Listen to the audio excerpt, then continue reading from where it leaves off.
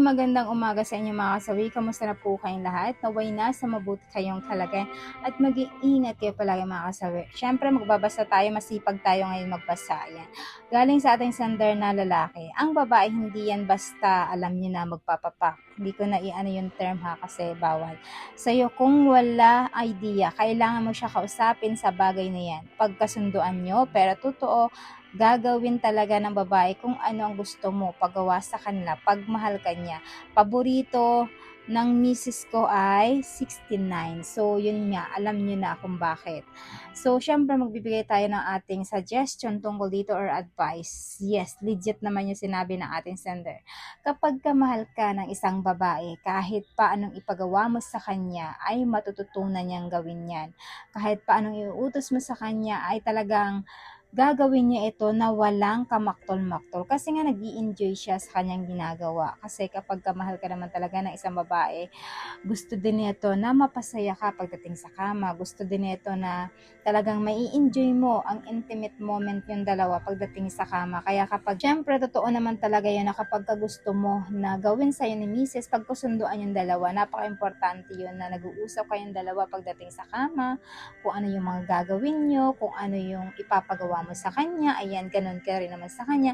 Napaka-importante sa mag-asawa na nagkakaroon kayo ng communication sa isa't isa, lalong-lalo na sa mga ganitong sitwasyon na talagang tungkol about sa kama mga kasay. Napaka-importante yun na dapat kinakausap natin ang isa't isa para ka naman kahit paano hindi mabigla si Mrs., hindi mabigla si Mister, 'di ba? Napaka-importante 'yon na dapat ay sinasabi mo kung ano yung gusto mo. Ikaw din naman ay sinasabi mo kung ano yung gusto mo para both kayo parehas na alam kung ano yung gusto mong ipapagawa. Napaka-importante 'yon. Lalo na sa mga misis na talagang nahihiya pa na sabihin na, Han, imukbang mo naman ako. Ayan, ang matagal. Gustong gusto ko yan. Or, Han, yan, paglaruan mo naman yung tungo ko, pwede ba? Yan, kasi yan ang nakakapagpabilis sa akin, mael ako. So, huwag kayong mahiya kay mister na sabihin niyo yun kasi napaka-importante yun na dapat sinasabi niyo kung ano yung mga gusto nyong ipagawa kay mister, pagawin nyo, 'di ba? Kasi para naman malaman ni mister kung ano yung kahinaan nyo, yung satisfaction nyo, kung ano yung nagpapasatisfied sa inyo, 'di ba? Dapat alam niya yun para yun yung gawin niya about pagdating sa kama. Dapat nagkakasundo kayo.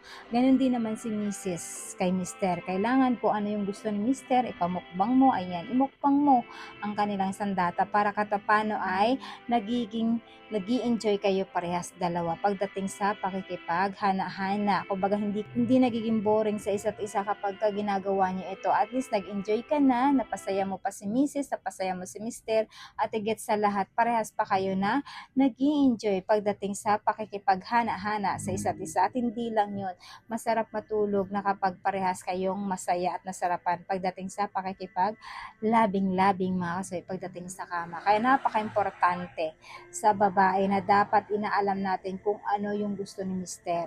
Ganon din si Mister, napaka-importante na dapat kung ano ang kahinaan ni Mrs., yun yung gawin nyo. At inaalam ninyo kung ano yung makagustuhan ng mga Mrs. at ni Mister para parehas naman kayo na nag-i-enjoy pagdating dito. Napaka-importante yun na nagkakaroon kayo ng pagkakasundo at communication pagdating sa pakikipaghana-hana sa isa't isa mga kasawi. Napakasarap nito pagdating sa kama mga kasawi. So yun lang po mga kasawi yung ating advice sa ating sender. Naway naintindihan mong ibig ko sabihin. Maraming salamat po sa patuloy na pagsuporta mo sa akin sa walang sawang pag-share pong comment. Sa mga hindi pa po nakapag-subscribe mga kasawi, pwede kayong mag-subscribe, pwede din kayo mag-follow para updated kayo sa topic ko araw-araw. Magandang umaga.